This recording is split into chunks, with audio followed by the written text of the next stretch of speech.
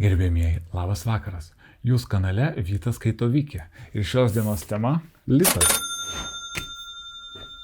Litas – oficiali Lietuvos valiuta nuo 1922 metų iki 1941 ir nuo 1993 iki 2014 metų. Pinigų leidybą prižiūrėjo Lietuvos bankas. Iki paskelbiant nepriklausomybę 1918 metais Lietuvos teritorijoje vyko Pirmojo pasaulinio karo kovos.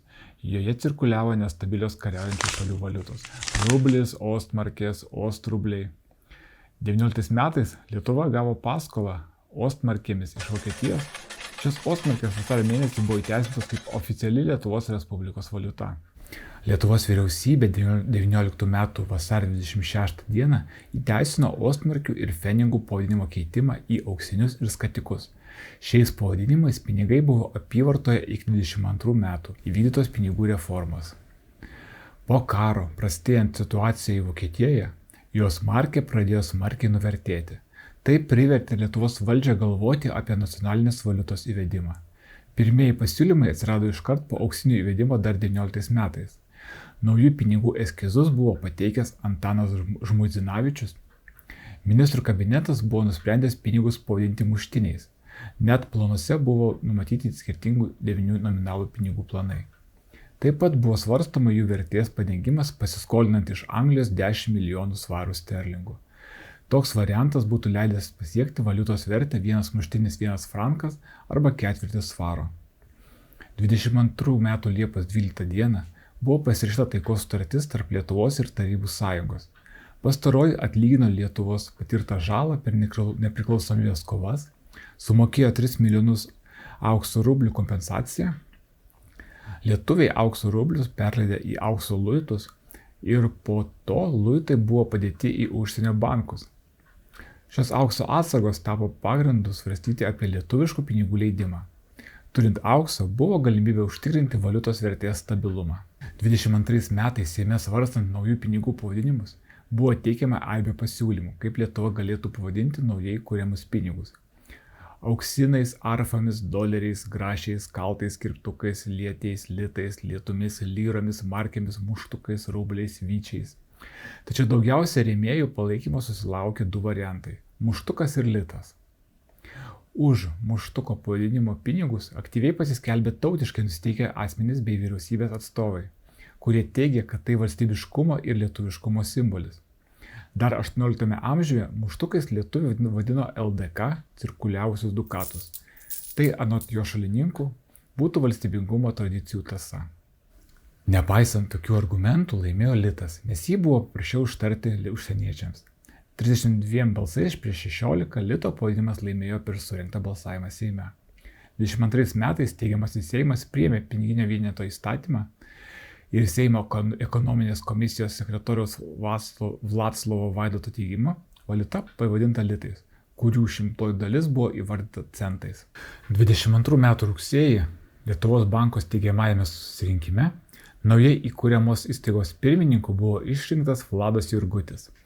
Jam buvo patikėta spręsti visus naujos valiutos įvedimo niuansus. Už tai neretai jis vadinamas lito tėvu. 22 spalio mėnesį lito kursas su JAV doleriu buvo nustatytas santykiu 10:1. Lietuvos banko garantas turimomis aukso atsargomis 1 litas 150 gramų aukso. 25 metais buvo išleistas pirmasis Lietuvių banko litų ir centų monetos. Iki tol centai buvo popieriniai. 36 metais pirmą kartą Lietuvos Respublikos monetos nukaldintos Lietuvoje, Kauno Spindulio spaustuvėje įrengtoje monetų kalykloje, iki tol kaldintos užsienyje.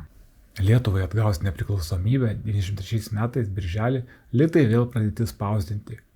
Jie pakeitė laikinuosius Lietuvos pinigus talonus. Atkūrus senąją valiutą 100 laikinų talonų buvo keičiami į 1 litą. Nuo 1994 metų balandžio iki 2002 metų vasario litas buvo susietas su JAV doleriu santykiu 4:1. 2002 vasarį litas buvo susietas su euru pagal tuo metu galiojusį santykį 3,5 lito už 1 eurą. Tos keitimo santykis išliko ir iki lito keitimo euru 15 metais.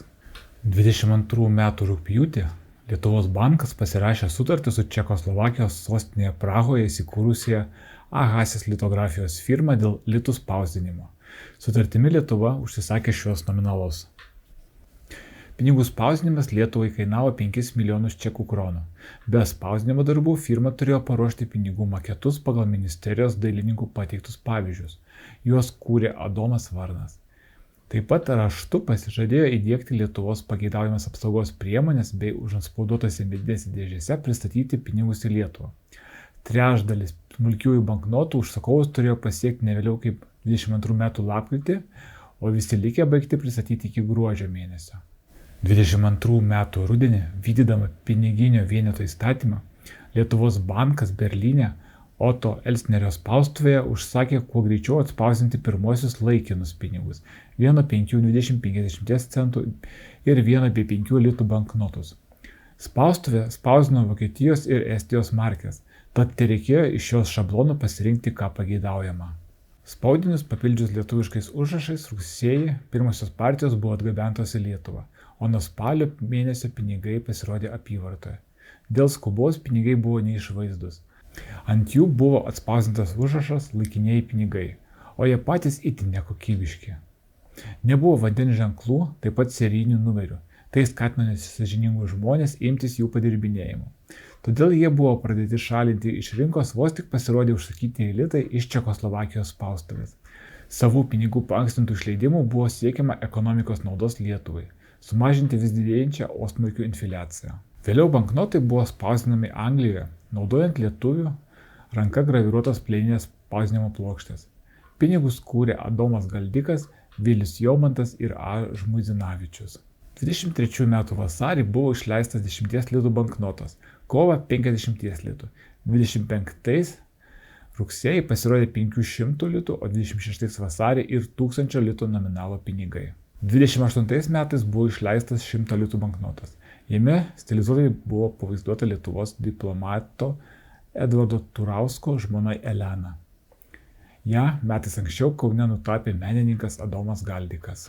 40 metų gegužės mėnesį apyvartoje buvo 210 milijonų litų, iš jų 171 banknotais. 24 metų birželį Seimas priėmė monetų įstatymą su išimtine valstybės iždo teise. Šis įstatymas leido pradėti kaldinti monetas, tarp jų iš brangiųjų metalų. Centai turėjo būti iš aliumininės bronzos, litai turėjo būti sidabriniai, o 50 litų vertės monetos auksinės. Konkursas įvyko 24 metų rugsėjo mėnesį Kaune. Dalyvavo 14 kalyklų iš Anglijos, Vokietijos, Prancūzijos, Belgijos ir kitų šalių. Dalyvavo ir lietuviško verslo atstovai, brolių Šmitų metalo dirbinių fabrikas, tačiau siūlė didžiausią monetų kalimo kainą. Pasiūlysi mažiausią darbų atlikimo kainą. Laimėjo didelę tokį darbų atlikimo patirtį turinti King Norton Metal Works firma iš Birminghamo. King Norton Metal Works firma iš Birminghamo. Monetų dizainas buvo patikėtas skulptoriui Juozui Zikarui. Už įvairius pasiūlymus ir jų maketų gamybą 24-26 metų laikotarpį gavo apie 31 000 litų atlygį. Lietuvos finansų ministras Vytautas Petrulis ir anglų firmos atstovas N. Nevilis 24 metų rugsėjį pasirašė sutartį. Joje buvo numatyti monetų nominalai, jų diametrai, tiražai ir darbų atlikimo terminai. Gavusi modelius, King Norton Metal Works įmonė per 7 savaitės privalėjo pateikti pavyzdžius, o jos patvirtinus per 9 savaitės nukaldinti ir atgabenti į Lietuvą pirmąją monetų siuntą. Joje turėjo būti apie 10 milijonų monetų vienetų. Tačiau buvo nukaltas 2/3 mažiau, tik 3 milijonai. Nes įmonė buvo sugedusi pagrindinė pinigų kaldinimo mašina. Pirmoji 3 milijonų vienetų siunta laivu iš Londono į Klaipėdą buvo išsiųsta 25 metų sausį, o monetos apyvartoje pasirodė tų pačių metų vasarį, pakeisdamas to paties nominalo popierinius pinigus. 25 metų balandį buvo paskelbtas dar vienas monetų konkursas, šįkart litų monetų kalybos. Jo laimėtoja buvo pripažinta Londone, Anglijoje įsikūrusi firma Johnson Matthey Co. Ji už pinigų kalybą paprašė 5 milijonų litų atlygio. Anglai nepateikė pigiausio pasiūlymo konkurse, tačiau jų pateikti bandomieji monetų pavyzdžiai buvo arčiausiai Lietuvos Respublikos iškeltų prabos reikalavimų. Paskelbus šią kompaniją laimėtoją, su jai dėl kainos vyko atskiros dėrybos, kurios baigėsi tik 26 metais.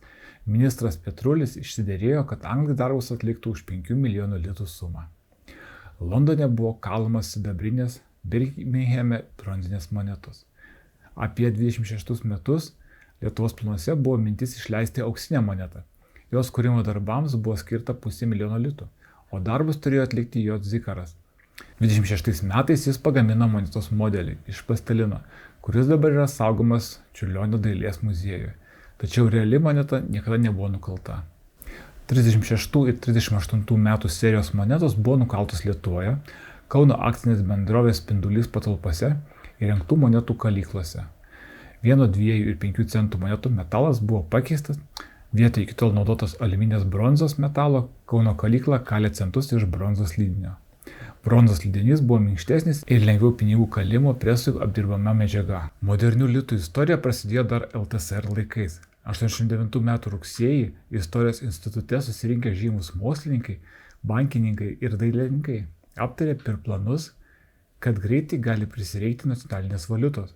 Tų pačių metų gruodį buvo paskelbtas oficialus konkursas, kuriuo siekta gauti menininkų eskizus apie jų įsivaizduojamus litų ir centų projektus. Konkursą paskelbė Lietuvos TSR kultūros ministras Dainius Trinkūnas ir TSRS Valstybinio banko Lietuvos Respublikinio banko pirmininkas Zenonas Žilevičius. Pirmosios dėrybos dėl litų banknotų spausdinimo įvyko 90 metais su Prancūzijos kompanija Franco-Charlie Overture. Tačiau įmonei patyrus didelį spaudimą iš TSRS, ji atsisakė vykdyti užsakymą, o nugabenti spaudai Lietuvai grįžo tik 97 metais. Lietuvai nenuleidus rankų, kitas variantas buvo JAV įsikūrusi įmonė US Banknote Corporation. Jie sutiko ir atliko savo darbą, tačiau labai atmestinai.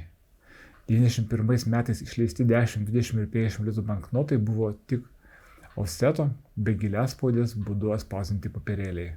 Dėl didesnės vertės pinigų problemų neiškilo, tačiau dėl 10, 20 ir 50 litų vyko teismo procesas.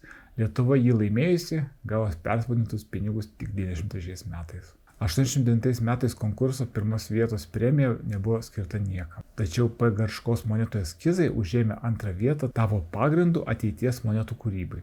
Pagal reikalavimus autoriai kūrė eskizus 1, 2, 3, 10, 15 ir 20 centų pinigams. Litų leisti nebuvo planuojama. Pinigai sprendimais priminė tarpukario monetas kūrusio Zikaro darbus.